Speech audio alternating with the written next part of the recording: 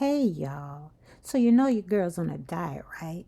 So the only sweet is going to be smelling sweet. So these fragrances will keep me all together for the month of March.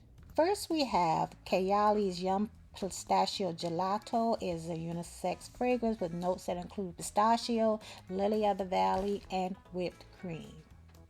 The next Kayali fragrance is Vanilla 28. It's also unisex and it includes notes of vanilla, brown sugar, amber, musk, and patchouli. The woman's fragrance by Kayali is the Eden Sparkling Lychee 39. It includes notes of lychee, blackcurrant, violet, sugar, vanilla, absolute, and musk. Also unisex, we have Kayali's Eden Juicy Apple 1. It includes notes of red apple, wild berries, sugar, and musk.